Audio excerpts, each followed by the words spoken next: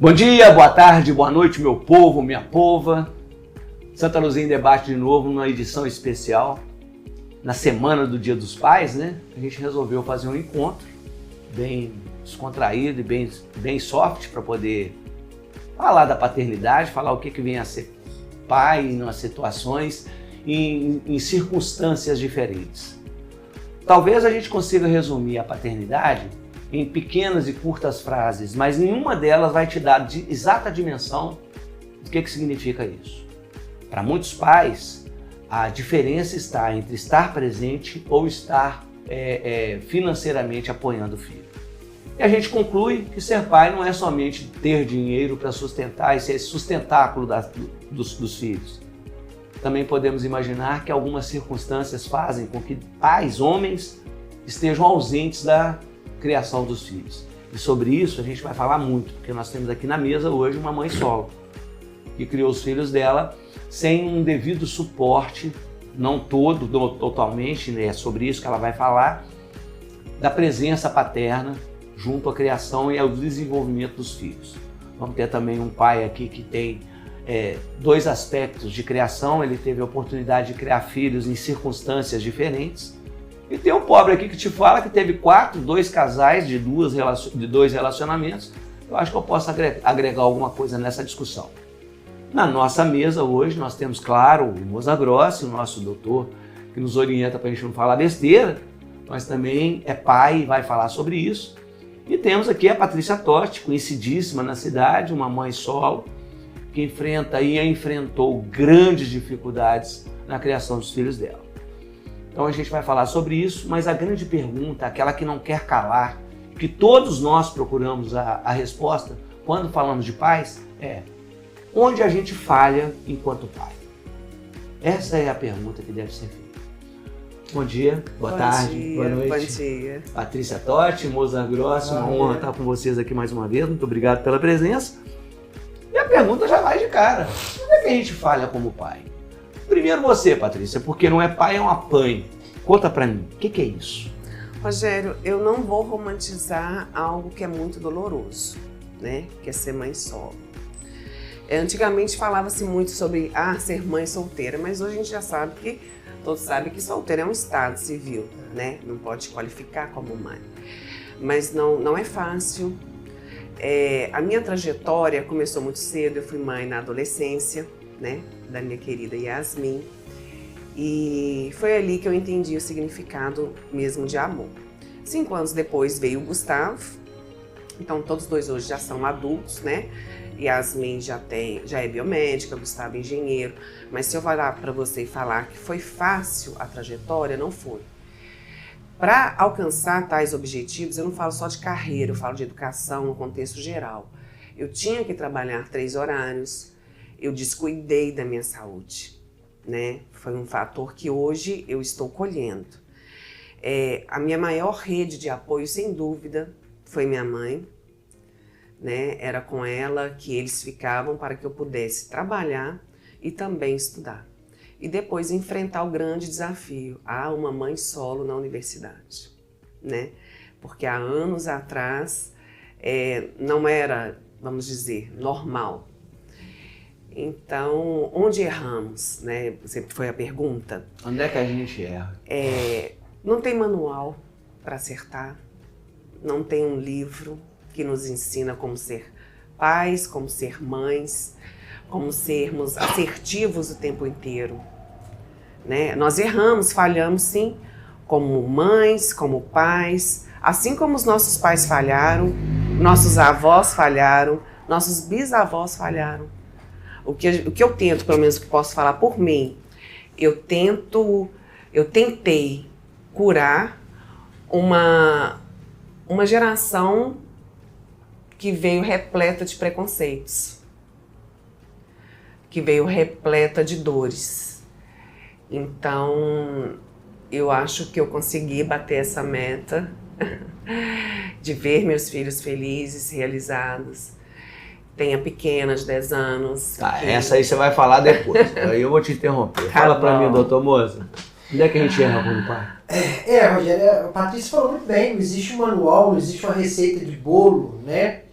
Mas eu acho que o que eu sempre segui para minha vida como pai é de não dar tudo aquilo que a gente pensa o seguinte: o que eu não tive eu quero dar para os meus filhos.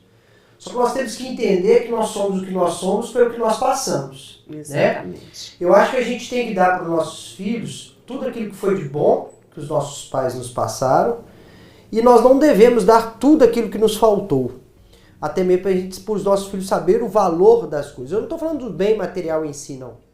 Às vezes nossos pais não pôde nos dar carinho, atenção e amor pela falta de tempo, né, Patrícia? Tiveram que trabalhar, né, igual meu pai trabalhava, minha mãe teve que trabalhar também.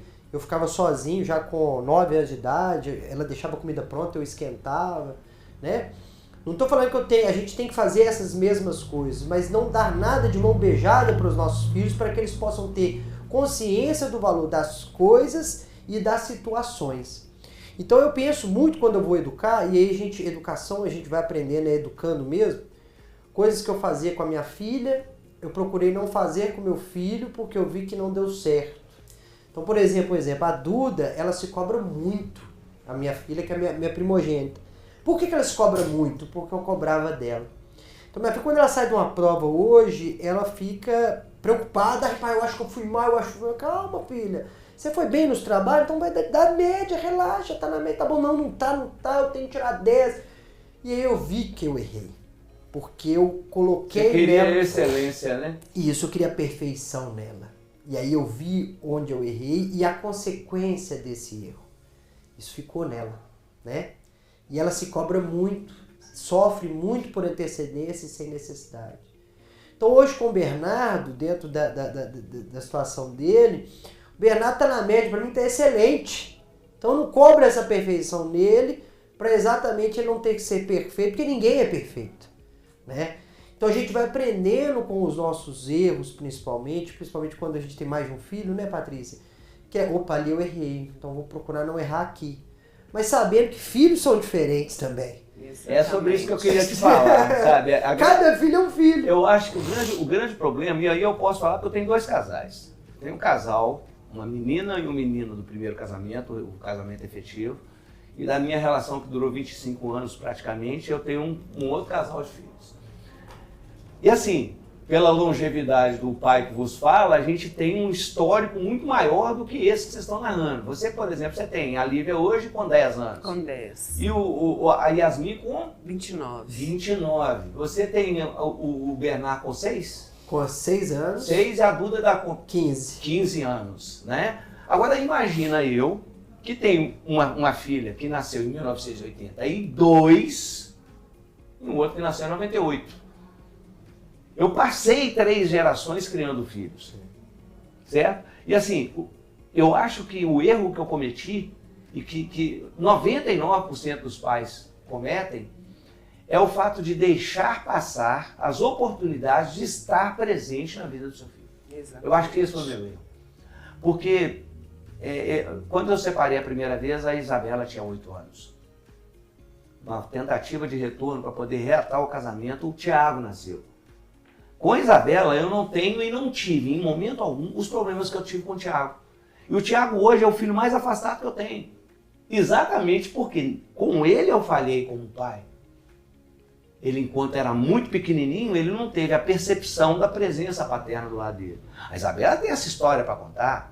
A gente fica andando de carro, porta aberta e tal. O Rogerinho e a Natália, eles têm uma história para contar comigo. O Tiago não. Então, assim, a diferença dos filhos, ela aparece num momento como esse. É quando você percebe que a diferença de idade entre um e outro é capaz de mudar a forma como você vai educá-lo.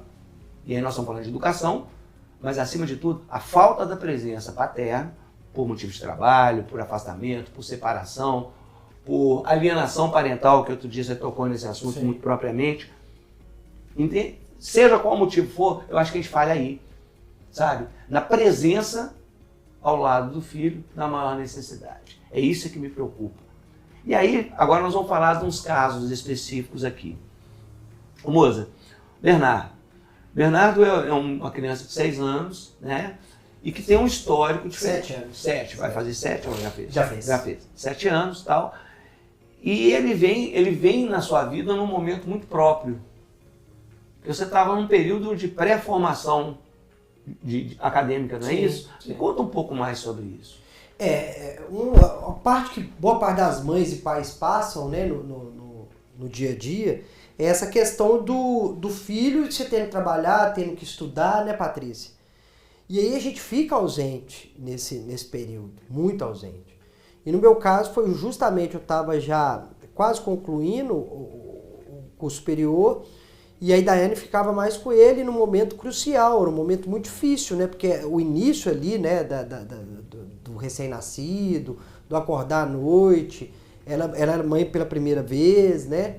Então a gente acaba tendo que se ausentar, e com isso tem várias consequências, né? Sobrecarrega a mãe, você tá cansado, você trabalhou, estudou, chegou em casa de madrugada, a criança acorda, você não consegue, você não tem força para ajudar a mãe, e a mãe acha que você tem que ajudar, e tem que ajudar mesmo, porque uma coisa não depende da outra, e você não consegue se dar mais do que aquilo que você consegue, cada um tem seus limites. Só te interromper, o Rogerinho foi uma criança que até os 3 meses eu só via ele de olho fechado. Eu saía de casa, ele estava dormindo, eu chegava em casa e estava dormindo. Só pegar um paralelo aqui, uma coisa que o Mozart falou, e assim, faz parte da minha vida também, é a cobrança. Sim. Assim, eu arrependo muito de ter cobrado muito da Yasmin, sabe? Questão notas, assim, não é aquela coisa assim, que eu queria que ela fosse uma péssima aluna ou a primeira de tudo, mas eu cobrava mesmo, eu sempre fui muito firme em questão da educação. E o que eu desencadeei nela? Ansiedade. A minha filha é a mesma coisa. Querer ser excelência, querer fazer tudo correto. Às vezes ela... Eu fui querendo estar menina, ela tá tremendo, pô. Rogério e Patrícia, medo. o segredo, eu acho que a grande fórmula é o seguinte, nem tanto ao céu, nem tanto à terra. Tem que ser mediano. Lógico, se a pessoa, e a gente tem que entender o seguinte, eu estava conversando com um primo meu ontem, que o filho dele, né, estuda numa das melhores escolas de Belo Horizonte, mas não quer muito. Falei com ele, cara, deixa eu te falar, ou a pessoa quer, ou ela tem jeito para aquilo, ou ela não tem. Então, se ele não tem jeito para estudar e não gosta, deixa ele ficar na média e vai procurando as habilidades que ele tem para outra coisa. Exatamente. Com certeza vai ter. Vai ter. Porque às vezes não é para estudo, mas é para um comediante. É para uma maquiagem, né? Você tá entendendo? Então a gente tem que entender também o que a pessoa... a gente como pai, a gente quer que o nosso filho forme na melhor universidade e passe em primeiro lugar no concurso público, para juiz e etc. Mas peraí, para que ele tem um time? O que ele quer ser? Né? Nós temos que entender isso. Em algum também. momento você perguntou a ele o que ele quer ser? O que você quer ser? E isso é muito ruim, porque quando a Yasmin passou muito novinha, ela passou de primeira, com 17 anos, a Yasmin passou.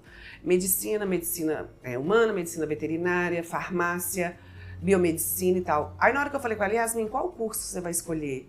Não sei. Ela olhou pra mim com aqueles olhinhos, ela só tinha 17 anos, e ficou assim, se for medicina eu tenho que ir pro Rio, porque ela passou lá, no Rio, em medicina. Aí aqui ela ficou nessa, eu vou Deixou para de ser um caso de futuro profissional e passou a ser um caso sazonal, de localização ou então qualquer outro interesse.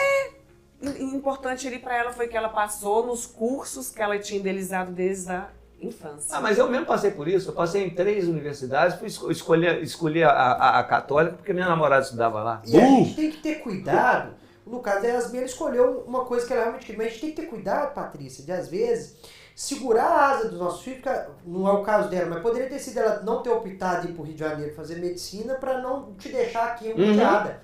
Eu tenho um caso lá em casa de Daiane. Eu penso nisso até hoje. hoje. Daiane foi criada no sul provavelmente. De Minas. A Daiane foi criada, provavelmente. Daiane foi criada no sul de Minas, estudou, passou na UFOP aqui em Direito, e aí ela tinha que sair do interior com 17 anos, vir morar em República aqui, e a mãe dela não queria de jeito nenhum. Ela foi e rompeu. Para romper isso é difícil. O filho romper isso com 17 anos é difícil. E ela decidiu romper isso. Foi uma das decisões mais acertadas da vida dela. Por quê? E aí nós como pais temos que ter essa preocupação de não estar segurando a asa do filho, porque a gente tem esse sentido protetor. E aí, será que a gente está protegendo ou está atrapalhando? Exatamente. Essa foi uma das premissas da minha vida, sabe? Eu sempre tive a consciência que eu criava filho para o mundo. Esse é o segredo, já. Eu não crio filho pra gente. Eu crio filho para o mundo. Então, e assim, eu falo com minhas filhas, com meus filhos, sempre, olha, deixa seu filho voar, deixa ele escolher. O que ele vai fazer, o que ele vai ser no futuro, não cabe a você decidir. Então, assim, eu tenho 4 filhos. Eu não tenho nenhum que tenha me dado um mínimo problema, seja em relação a estudos, seja em realização profissional e seja em relação à estabilidade funcional hoje. Natália e Rogerinho, eu não lembro de uma vez eu ter acordado desde manhã para ir para a escola. Não me lembro. Eles já acordavam sozinhos, assim, de segunda a sexta-feira e no domingo ia para a missa. Eu nunca acordei. Natália acordava, já chamava o Rogerinho já ia sozinho. Isso com 10, 11 anos, indo para o Raul. Muito perto lá de casa também, mas mesmo assim, uma responsabilidade. Eles iam sem problemas. Eles são uma dupla de irmãos muito unidos, a diferença é pouca, 2 anos só, menos de 2 anos. Exatamente por isso. Tá? Mas aí tem uma outra questão também, moça, e aí eu vou falar com a Patrícia. A questão de ser mãe e ter que assumir o papel de pai ao mesmo tempo, criou e está se tornando hoje, eu acho que já mais de 46% dos núcleos familiares brasileiros são de cunho materno. Quem cuida é a mulher, né? O papel da mulher ali é mais, ou inexiste o homem, ou então é o papel mais importante da mulher. Se valoriza muito, hoje nós temos a maior data comercial no país é o Dia dos Pais. Mas o segundo é o Dia das Mães, para não falar que é o primeiro, né? O primeiro só com o Natal. Natal, Dia das Mães, e aí tem o Dia dos Namorados e o Dia dos Pais. Se dá muito valor à maternidade por tudo que ela representa e principalmente pelo fato da geração que se cria em relação a isso. Mas e aí, botou o menino para fora, agora você não é mãe mais, você tem que ser pai. Como é que você faz isso? Porque se assumir um duplo papel deve ser extremamente complicado. É como eu te falei no início, eu não romantizo. É doloroso. Principalmente em épocas de festivais, época Dia dos Pais, às vezes o pai ali não vai estar presente. Então, você tenta suprir aquilo, mas você sabe que não dá conta. A gente não dá conta de tudo.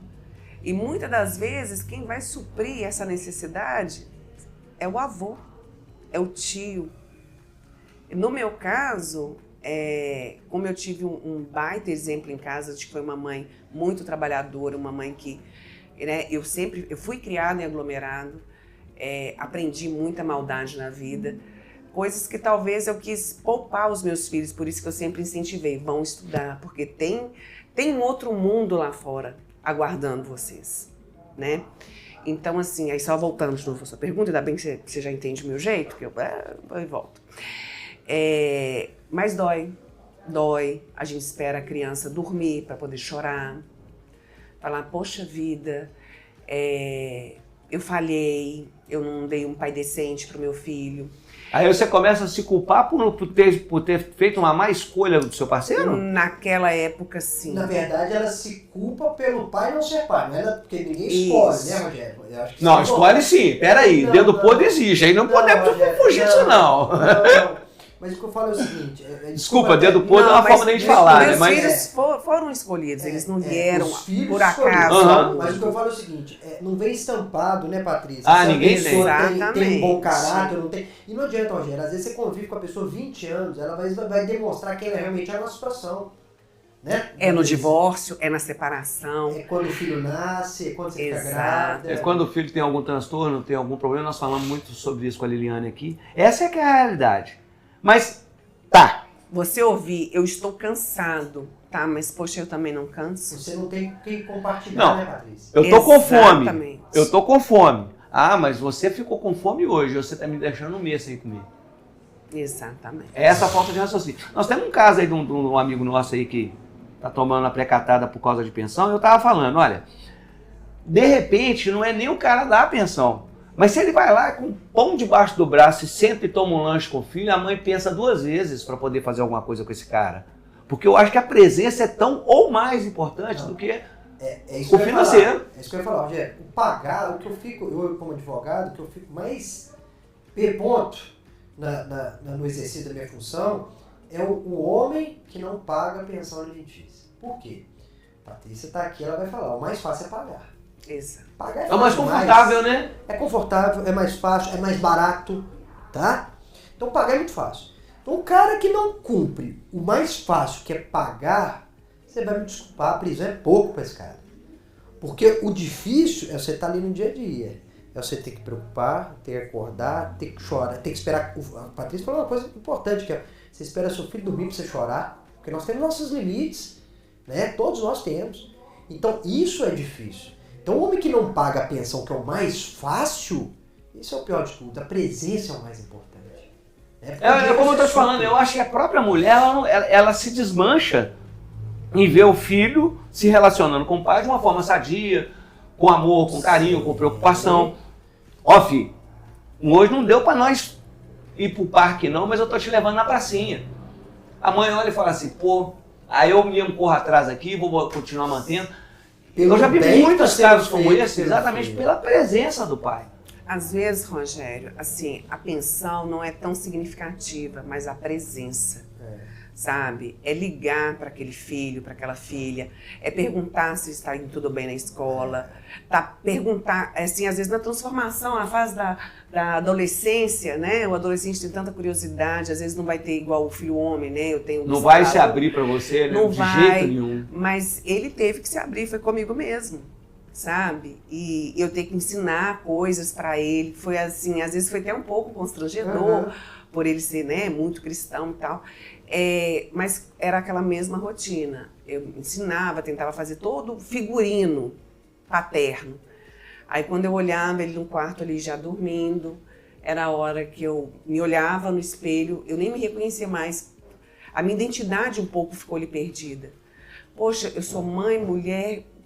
Quem eu era antes da maternidade? E o que você é hoje, né? Você preocupa. Sabe, quantos cursos, quantas pós interrompidas, sabe? Igual, assim, eu consegui concluir 2 pós, queria fazer a terceira agora, mas eu tive que interromper.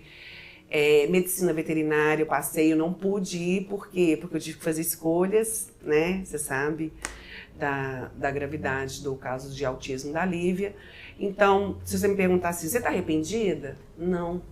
Porque como eu conseguiria estudar medicina veterinária, sabendo que a minha filha poderia entrar em crise sematoforme a qualquer momento. Sabendo que poucos profissionais, querendo ou não conseguem lidar, nem sabem às vezes identificar. Já colocam ali um Xantidal ou coloca que a criança tomou uma medicação para mais. Mas não, o cérebro desligou. Ela tem que ser monitorada no CTI. Então, assim, você abre mão, assim, eu fico emocionada, não tem como.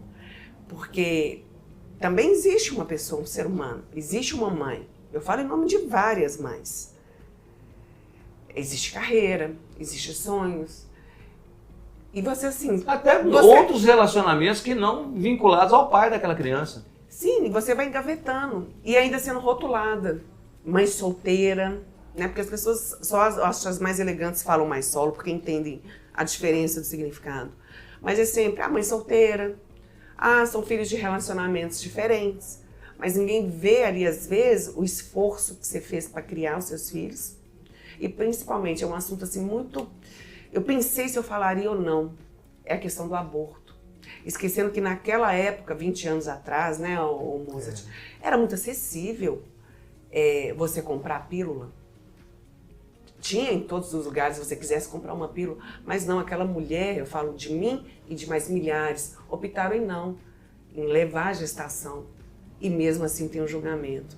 Tem um julgamento se você comete o aborto, tem um julgamento se você leva a gravidez sozinha adiante, tem um julgamento se você sai para passear, vamos supor, se você quiser tomar uma cerveja com você, com moços, nós que somos amigos, vai falar, nossa, desde a época do Orkut. Mas também não pode fazer igual a outra mulher que fez aí anteontem, né? Eu vi foi pro baile funk, lavou o menino dentro de casa, menino de 3 anos, só pra uma menina na rua, não, só de fraldinha, tá? Nada disso. A gente sabe. Você entendeu? Mas o que é? É uma criança, 18 anos. Né?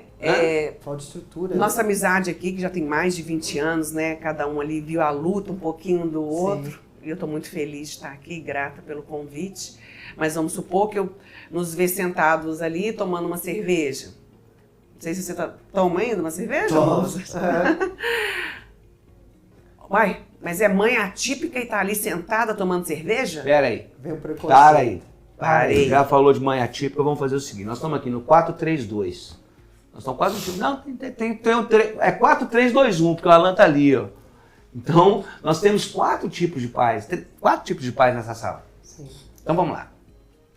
Dentro desse conceito e desse contexto, o filho eleito por você como o que te deu mais sustos, mais sobressaltos, é a Lívia. No seu caso é o Bernardo. Uhum. No meu caso, eu não tenho assim muita lembrança não, mas quem quase me matou do coração foi o Thiago. Talvez até por isso que eu me responsabilizo ainda mais por ele. Eles falam muito que o Thiago parece com o Moza, que o Moza parece com o Thiago. Eles sempre falaram isso. Parece Eles mesmo. vivem falando isso. E o Thiago, caramba, sabe? Era um moleque muito doido. Ele era um cara assim que ele saia andando, trupicava, arrancava uma batata do dedão do pé e olhava pro pai, e mostrava assim, nem chorava com a miséria. Ele desceu 3 lances de escada na casa da avó dele, de velotrol, esborrachou lá na porta. Assim, tudo que você pudesse pensar era Thiago quem fazia. Sabe? As coisas tudo erradas. O Thiago do Rogério. Não, ele falava, eu sou o Thiago Magno, eu sou o grande guerreiro. Subindo em cima de morro para pegar... Mas importante que você está falando, Rogério, é o seguinte. Eu não sei o caso do Thiago específico, né?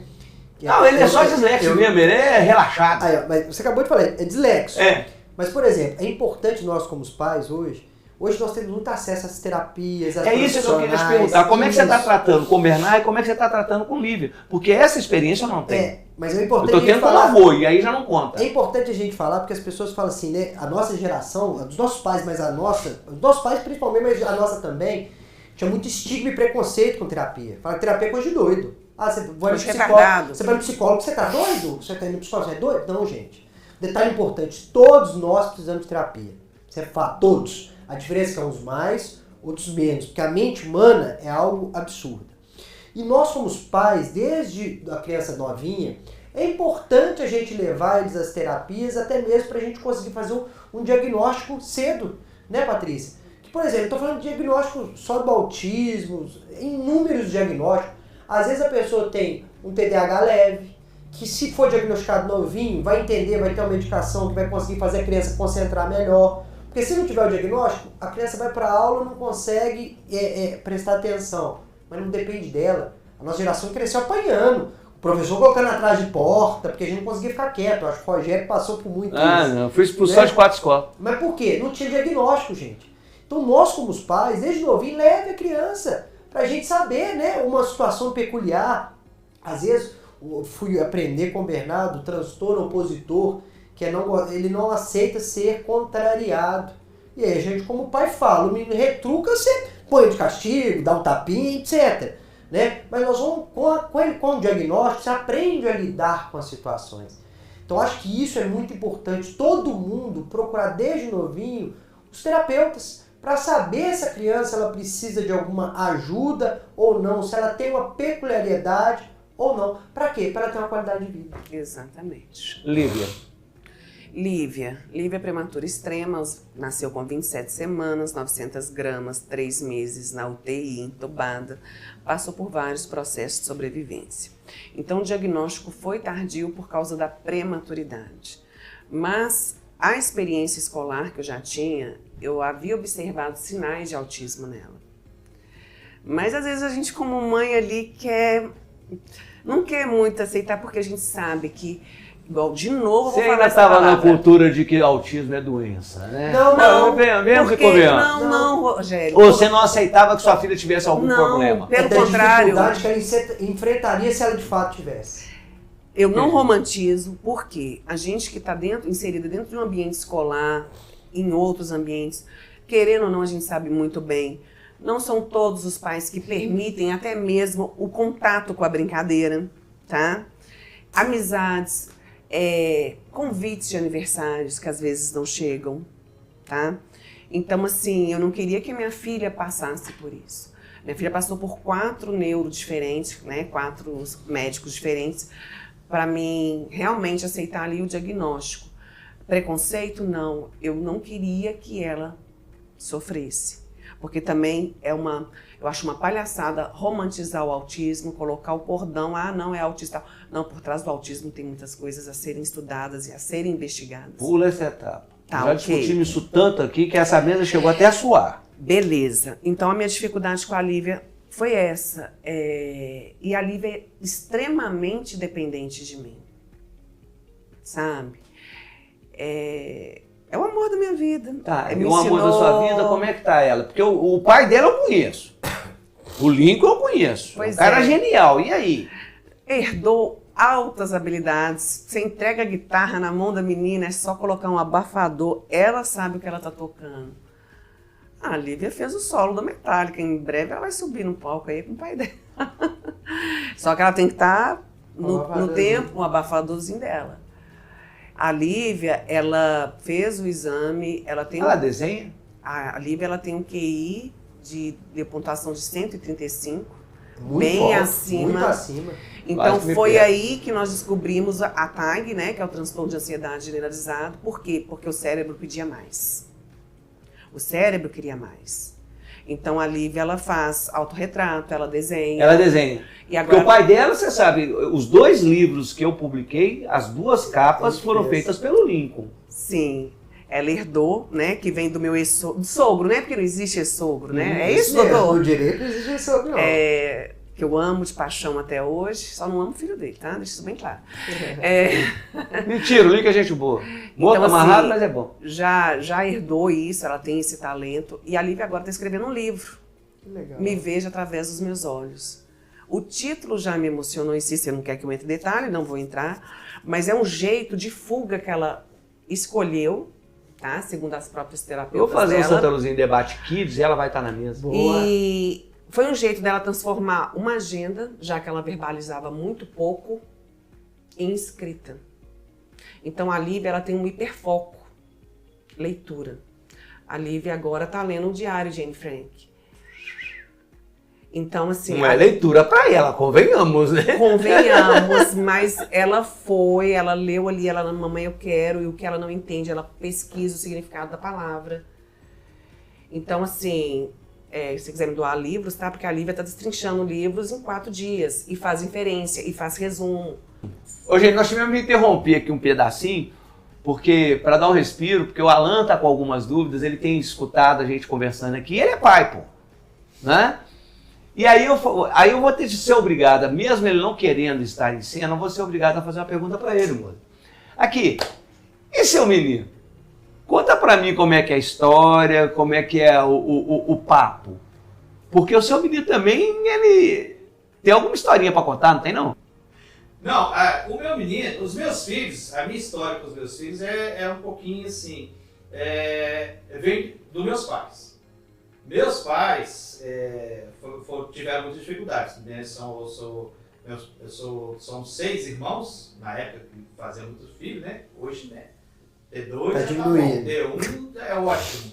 Então, assim, eram 6 filhos. Então, a dificuldade deles para criar os filhos era muito, entendeu? Para a gente tomar um café da manhã, comer pão de manhã era muito difícil, porque era só meu pai que cuidava da gente e tal. E naquela época, muito difícil, né? Então, hoje assim, eu crio meus filhos tentando não passar dificuldade para eles, não cobrar muito deles, mas também acabo dando uma mimada neles também. Sabe? Pois é, e cadê o novinho, o mais novo deles? Conta pra mim a história dele aí, que ela é interessante. O Luiz, assim... O Luiz, respeita o Januário, vai lá. O Luiz, assim, ele é um ótimo aluno, matemática excelente, né? Como pessoa, assim, na escola, é muito bem tratado. Quando você chega na escola, fala assim, nossa, esse é o seu filho aí, seu filho. Só elogio. Educação, compromisso, né, com tudo. Então, acho que isso é bacana, né? Não tenho muito, assim, falar dele, assim, de algum... Não sei, como você falou, não sei se tem algum problema, alguma coisa. Tem um pouquinho Ele tem um TDAHzinho, vamos dizer assim. Eu tô na fase como é que fala? Investigação. Na negação. A negação. negação, porque eu não vejo tanto assim. O mesmo problema que ele tem, eu tenho. Tem uma ansiedade, Amanhã tem uma gravação importante, aí eu não durmo, aí eu separo o câmera, compro cabo, lido, microfone, não sei o que, é drone e aquilo, tem que separar tudo. Então assim, até aquela ansiedade. Ele também tem, nós vamos viajar semana que vem, então assim, uma semana ele já fica doido, entendeu? Pois é, Alan, e aí eu te pergunto, a pergunta que eu fiz no começo para os meus dois participantes aqui, para os meus dois amigos, a Patrícia e o Moza, eu vou fazer para você. Onde você acha que você está falhando ou onde que a gente falha enquanto pai? Porque você também tem filho adulto, né?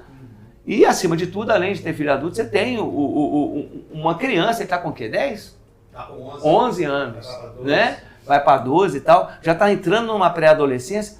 Onde é que você acha que você, de alguma forma, falhou ou se houve realmente falha? Como é que você lidou com isso?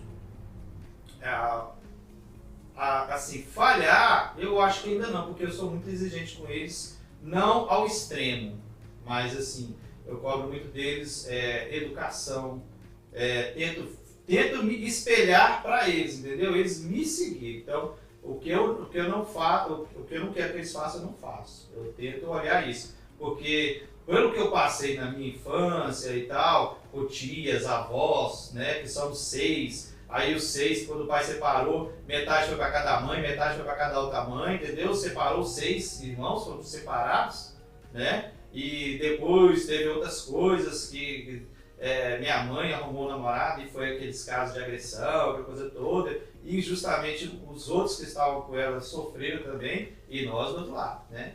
Então assim, passa por muita coisa. Então, para não passar isso para eles, eu tento o máximo possível não me espelhar numa boa pessoa, tentar fazer as coisas mais certas, né? Não brigar tanto com outras pessoas, não, né? Então assim, eu acho que deu um pouco errado nisso, não sei. Mas por enquanto dá certo. O Rodrigo está com 18, que é o segundo filho, está com 19, quer dizer, já está trabalhando, está seguindo também, se eu precisar dele com câmera, pode mandar ele que ele vai para o casamento, pode mandar que ele vai. Vai fazer uma foto, pode mandar que ele faz bem feito. Tem a Daiane, que já está com 25 anos, né? É a primeira filha, né? Eu tenho 3 casamentos, todos 3. Então assim, nenhum dos 3 me dá problema, sabe? Tem uns probleminhas aqui, outro ali, mas nada assim que... De problema ninguém se isenta, não, não tem isso não. Mas graças a Deus, assim, porque isso que eu tô falando, você tá falando, a menina lê isso, a menina lê aquilo, a menina toca guitarra. Cara, eu não consigo, se você falar, vai pra esquerda, vai pra direita. Mas é isso que Aí que eu falo, qual o problema dessas crianças? Elas são muito inteligentes. são. Se eu fizer Por quê? 2, eu já assisti 3 filmes. 3 filmes, que nos filmes não tinha nada falando, mas quando eu fui ver, os filmes, os protagonistas eram autistas. Sim. Porque o mundo ia acabar, era filme de fim do mundo.